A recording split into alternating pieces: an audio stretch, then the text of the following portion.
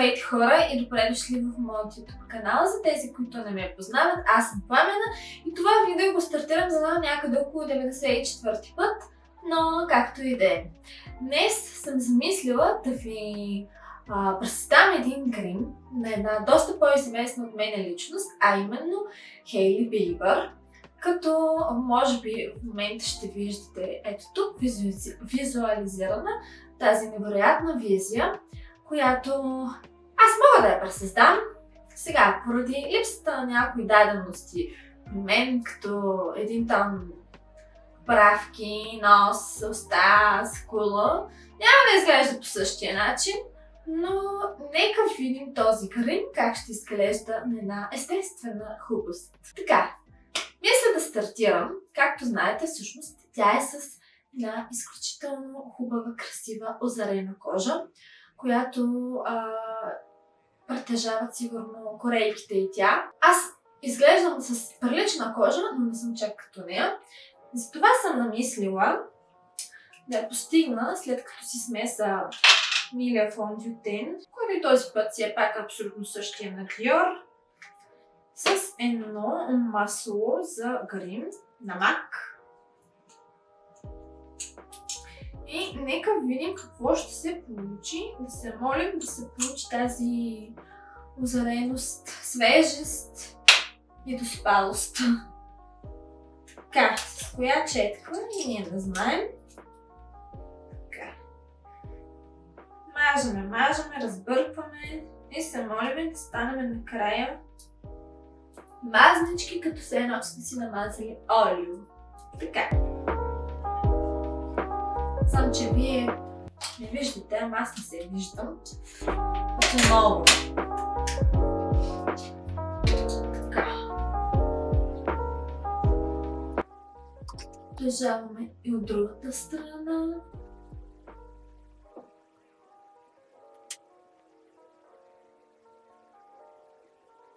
Така. Не знам дали се вижда. Има някакъв по-различен блясък и свежест на лицето, но нещо не ми е достатъчен. Така че мисля да си сложа още малко фондютен и да смеся повече олио. Като се надявам този път нещата да се получат. Ейте така. Стане мазничко. Пак разбъркваме се, едно сме някои вещици, бъркаме някой казан с отвара. Този път да опитаме. Този път изглежда по-мазничко. Ей, тук виж, ще взема да открия магията на Хейлито, как да си правим тази визия. Да. Така, искам да кажа, че усещането да си с толкова мазно нещо на лицето и по-скоро в такова количество не е много приятно. За благото на видеото ще го издържа. Преминавам на коректора, който отново си абсолютно същия. Dior. Така. Това красота. Просто, не. Сега ще сложим още нещо. Малко лифтинг ефект. Защото тя има ботокс, но аз имам коректор.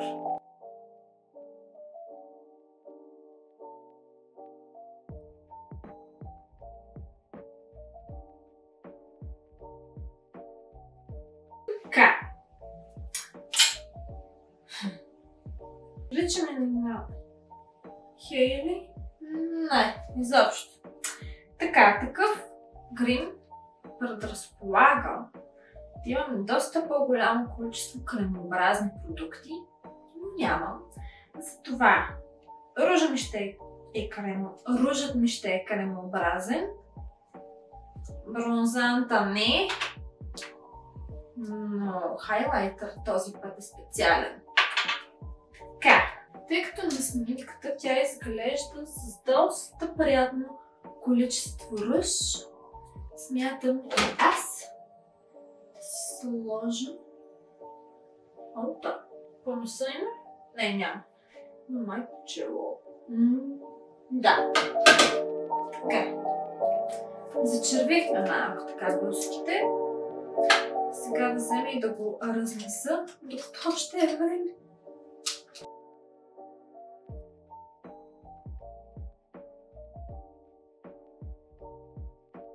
Така като гледам, май не ми е достатъчно червено.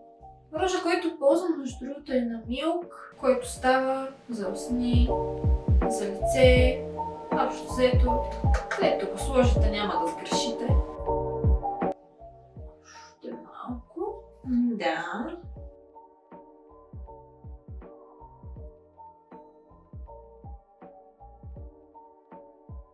Не знам дали се вижда.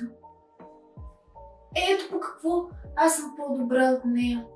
Тя само може да си мечтае за такава коса. То естествено. Ето, все пак има нещо. Да. Така, мисля, все пак. Тъй като, след като обстойно си потърсих дали случайно няма да измисля нещо като затечен контур, измислих един много тъмен фондютен, който очевидно не е моят цвят, просто го ползвам за клиентки. В някакво невъобразимо голямо количество време успях да си набавя малко цвят от този тъмен коректор. Явно помпичката просто нещо е заминала. Сега ще пробваме да се контурираме с фондютен. Аз като гледам на снимката, тя не е особено безкрайно контурирана. Така че вземаме каквото можем останем от милия ми фондютен. Разнасяме. Нещо много ми е малко. Все пак мисля да си премина малко към нормалния прахообразен бронзант. Простата причина, че аз наистина почти не успях да извадя някакво нормално количество, за да свърши работа. Така, това, което правя е да слагам така доста по-високо от продукта, за да може да се получи някакъв лифтинг ефект. За да изглеждам вече престъпно млада. Малко на челюстта и малко на челцето. И моето любимо да си поистина малко носа. Така. Само че аз мисля, че ружа ми пак е малко. Мирише на лимонче. Това е доста приятно.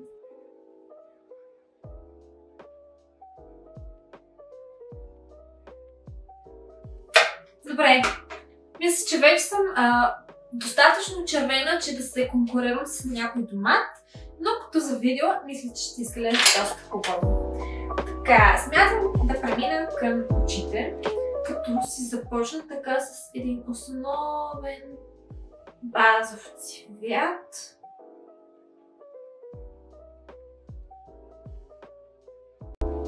Да. Аз така като гледам, все пак си има някакъв по-червен цвят на очите. Керамиден по-скоро. Като слагам предимно във възгъвката и размазвам леко така нагоре и в моят случай изтеглям настрани, тъй като аз съм с по-дребни очи. Трябва да излъжеме, че все едно не съм.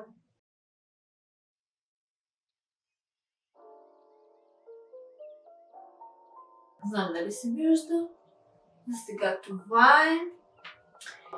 И така, доколкото виждам снимката, тя си има една така стабилна, неутрална основа на подвижната част на клепача. Така. И от тук нататък ще се опитам да измайстора една очна линия, която хем ми изглежда черна, хем ми изглежда зелена и сега в последствие ще направя... Какво ще направя? Аз не знам какво ще направя. Май ще е зелена. Добре. Така, щом ще е зелена, аз нямам реално зелена очна линия, така че трябва да си я направя. Като за този случай ще трябва да си извадя от дълбините на моята тоалетка една четка, която просто не знам къде е. след около незнайно колко време ровене и търсене, не открих правилната четка, но открих две други. Една, която си е буквално тестърна четка. И ето тази, която е доста тънък писеца, но просто не съм сигурна коя ще ми свърши по-добра работа. Като за целта ще ми трябва ето тази палитра Anastasia Beverly Hills. Като сега харесвам си някой цвят, пръскаме от фиксатора на MAC. Все тая реално върху кой цвят. Просто по този начин може да направите абсолютно всяка очна линия. И сега пробваме с тази четка първоначално. Си направим очната линия.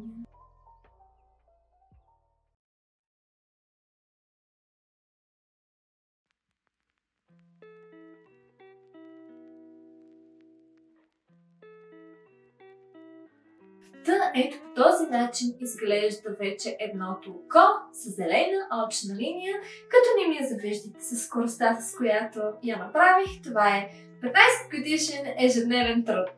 Да, много добре изглежда. И все пак да направим и второто око. Като се стараеме, естествено, да има някаква привидна симетрия и нещата да са еднакви на двете очи. Това не е винаги е задължително.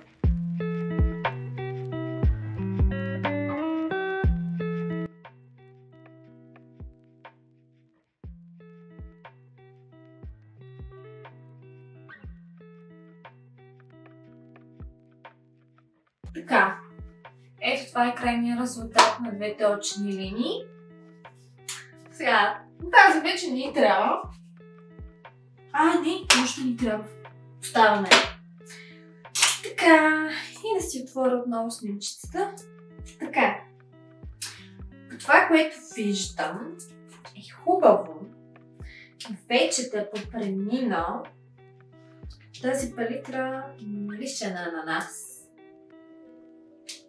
Как се яде? Мисля, че е вече време да премина към брокат. Като в този случай ще ползвам, не знам дали се вижда, защото тук ще се види от това гледал. Ползвам ето този невероятен цвят. Кой ми видял? Така, леко така попреминавам. О, да! Що ми се скри снимчицата? Доста е точно. Бях малко скептична реално, че ще успея да го направя този грим. И най-вече частта с очите. Ама то пак точно частта с очите ще вземе да ми се получи най-лесно. Така. Като леко размазвам самата очна линия.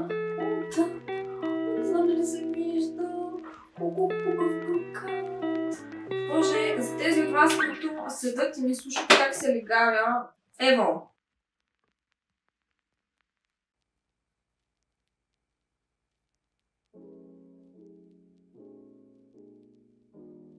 Мисля да премина като следваща стъпка да направя грима под очите, като така както гледам по снимките. Отново има от този зеления цвят и пак има от броката, а пък и да няма, ще слагам. Този път няма да мокра четката, ползвам си зеления цвят по стандартен нормален начин. Като идеята ми е да слагам цвета не само под очите ми, едва ли не да го внеса и в основата на мидли.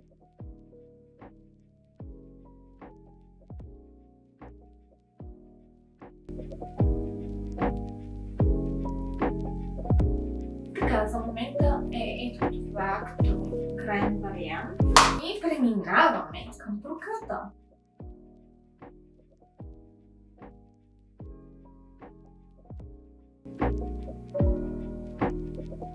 Това, което видях като следваща стъпка от грима, трябва да ми бъде бял моли в родната линия на окото.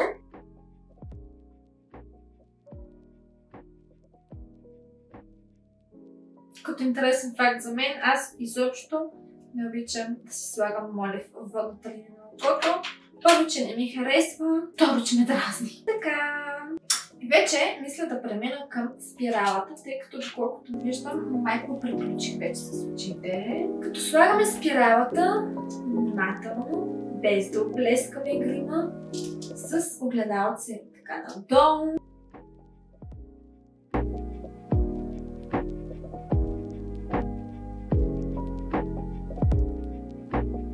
Ето се спирала как изглеждат нещата, че изглежда много добре.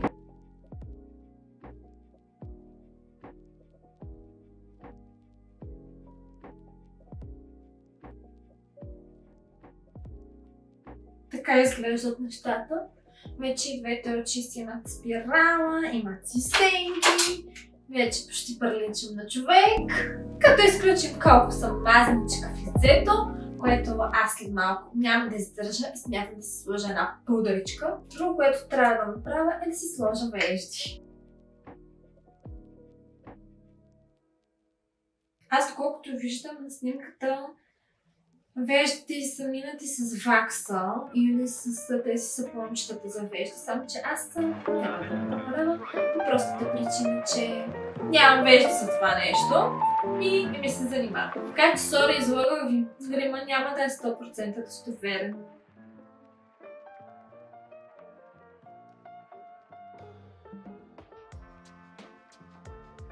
Така. Слагам си малко не вакса, а фиксираща спирала. А това как се случи, ако някой не обясни, не знам дали се вижда, но имам спирала ето тук. Така, преминавам спешно вече към пудрата, защото аз наистина не мога да се гледам толкова мазна. Като ще сложа ето тази пудра, която е озаряваща. Не знам какво се вижда, дали се вижда. Това е една озаряваща пудра на Бел. Това е доста малко от очите. Няма да прекалявам, все пак ще оставам на своите мазния слой. Мисля, че в това видео казах около 1000 пъти мазен.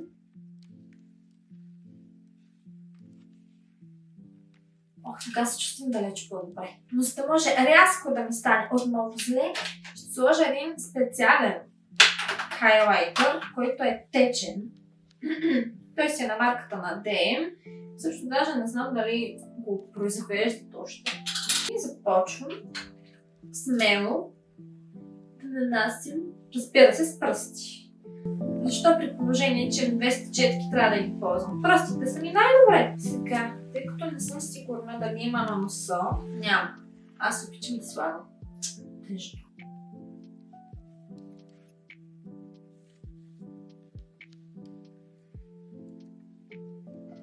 Така, ако някой ми каже, че не съм постигнала този влажен ефект, вече спираме да казваме думата мазен, този влажен ефект на скулите, кряхме на душата. И мисля да премина вече към устните. И горе-долу се очертава, че приключваме с този грим. Не знам доколко се получава, но според мен е що годе приличен. Взимаме си моливчето на MAC и очертаваме смело, все пак за да приличаме на човек с устни. Така. И сега мисля да завърша с ето това червило на NYX, което е с велурен ефект. И е много така приятничко, мекичко. И последно ще погледна дали случайно нещо не съм изпуснала. Ами да, изпуснала съм. Нейните не са матови, нейните са с гланцусни. След като имам около 3-4 гланца, които изобщо не успях да открия, в крайна сметка смятам да си сложа червилото на MAC от миналия път, като си слагам смело и приключвам вече с тази визия. Така, вече що годе и достигнахме гланца на устните. Така, това е визията, това е крайният вариант. Не знам до каква степен успях да постигна точно нейната визия, но аз съм доволна. В крайна сметка нямам нейните кремове, нямам нейния кремьор, защото със сигурност някой не е кремирал в този случай. Не знам точно с какви техники, не знам точно, пак казвам, с какви продукти И затова смятам, че като за край на визията, нещата се получиха доста приятно. Аз съм доволна.